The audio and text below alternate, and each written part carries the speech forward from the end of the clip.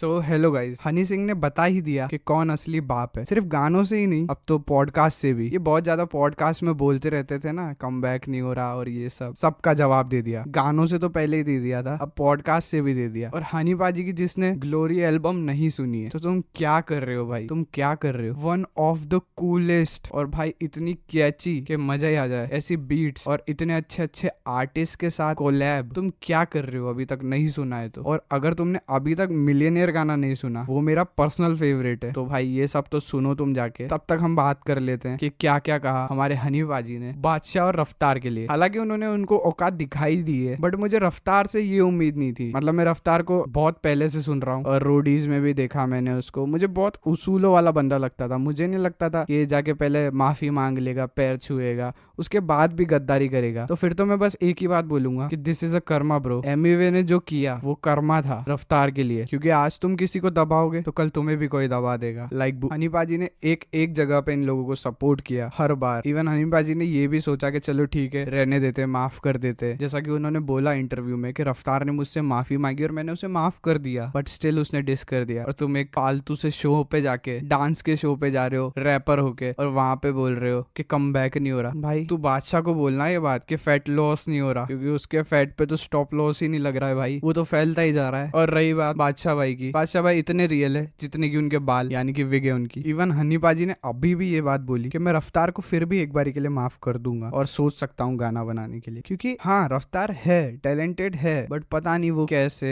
और क्यों बादशाह से जुड़ा हुआ है अभी तक। मतलब सच में टैलेंटेड तो है रफ्तार, ये तो मैं आज भी बोलूंगा और मैं हर बार बोलूंगा। मुझे रफ्तार पसंद है काफी। जब एमिवे और रफ्तार हुआ था तब भी काफी अच्छे ड्रॉप किए थे उन्होंने गाने, दोनों नहीं। But on the other hand बादशाह मुझे बहुत टैलेंटलेस लगता है। वो सिर्फ ऑटो ट्यून और कुछ नहीं। और मेरे को ये तो सब दुनिया ही जानती है कि वो घोस्ट राइटिंग खुद करवाता है और फिर बादशाह हनी पाजी के ऊपर नाम लगाता है। और ये लोग इतने बड़े हो गए क्या, हनी पाजी को अब डायरेक्ट हनी बोलते हैं। और ये नहीं ब्रो, ऐसे नहीं चलती दुनिया, पॉइंटलेस बातें करता है तू। इसलिए तो हनी पाजी ने तुझे क्लाइंट बोल दिया। तू कभी माफिया मुंडीर नहीं था, तू बस हनी पाजी के लिए क्लाइंट था। चीज को अब भी याद कर ले और हमेशा याद रख ले, लिख ले इसको कहीं पे। शाहरुख खान से एक डायलॉग बुलवाना is not a big deal bro. Honey Paaji ने शाहरुख खान से लुंगी डांस करवाया है, समझ रहा है तू। जिस गाने को उन्होंने बोला कि फालतू गाना था, तू देख ले क्या लेवल है ब्रो तेरा। और सच में इन दोनों के पास और कोई काम नहीं है। हनी सिंह हनी सिंह हनी सिंह, बस यही करते रहते हैं और इसी से ये खाना चाहते हैं और इसी से ये घर चलाना चाहते हैं। खैर रफ्तार को तो उसका कर्मा मिल ही चुका है, बट बादशाह अब खुद ही मान चुका है। और अभी लास्ट कोई शो के अंदर बोलता था कि जो भी हुआ हम माफी मांग रहे हैं, ऐसा कुछ बोला था उसने। बट अब हनी पाजी को माफ नहीं करना सही है भाई। तुम एक बंदे को कितना गिराने की कोशिश कर रहे हो, माफ करने के बाद भी तुम उस पर डिस्ट्रैक्ट्स निकाल रहे हो। और तुम्हें इतना सपोर्ट किया उसने शुरुआत में, जब तुम्हें कोई नहीं जानता था, तब वो बंदा तुम्हारे लिए खड़ा रहा, अड़ा रहा। और तुम लोगों ने क्या करा, उसे ही नीचे गिराने की कोशिश कर दी, बट तुम गिरा कभी नहीं पाए। That's the fact. अब भले तुम कितना कह दो गाने हमने लिखे थे, इसने लिखे थे, उसने लिखे थे, ऐसे तो मैं भी बोल दूंगा ब्रो कि मैंने लिखे थे हनी पाजी के गाने। अगर वो गाने मैं भी लिख देता या तू भी लिख देता और गा भी देता, तो भी वो वायरल नहीं होते। इस फैक्ट को भी समझ, वो वायरल हुए क्योंकि वो हनी पाजी ने गाए थे, समझा। गुड़ गोबर मोटे जियान। The fact is they can't match his level, तो वो उसे गिराने की कोशिश करते रहते हैं बस। जो बंदा अपने आप को इंटरनेशनली रिप्रेजेंट करवाना चाहता था, तुमने उसी को गिरा दिया। और तुम लोग भी तो खुद ही गिरे ना फिर उसके बाद। रफ्तार को देख लो, इक्का को देख लो, फेक बोलते उसको, दारू पीता है, बस यही सब चलता है उसके लिए। और बादशाह की तो क्या ही बात करूं, मैं करना भी नहीं चाहता इस मोटे की बात। मुझे नहीं समझ आता कि ये कैसे सरवाइव कर रहा है अब तक। कभी ये हार्टलेस के अंदर बच्ची को दिखा रहा है, इतना अच्छा मैसेज देने की कोशिश कर रहा है, और कहीं दूसरी तरफ लड़कियों से भद्दी तरीके से डांस करा रहा है। इस मोटे से खुद से तो होता नहीं है डांस। और फिर कहीं ये अपने गानों में हमारे शिव जी को गलत तरीके से रिप्रेजेंट करता है। गलत तरीके से रिप्रेजेंट करना तो इसको वैसे भी बहुत अच्छे से आता है, हमारे हनी पाजी को ही करा था ना इसने। मैं बस एक ही बात बोलूंगा बादशाह को, रेंदी टिप टॉप सुन दी हिप हॉप, आज मैं तुझे लेके चलूं कैंडी शो। और इसके बाद जो लाइन आती है वो तेरे लिए, बस तेरे लिए। तो अगर वीडियो पसंद आई है तो चैनल को कर दो सब्सक्राइब, वीडियो को कर दो लाइक हमारे हनी पाजी के लिए। और ग्लोरी एल्बम अब तक नहीं सुनी है तो जाके सुनो।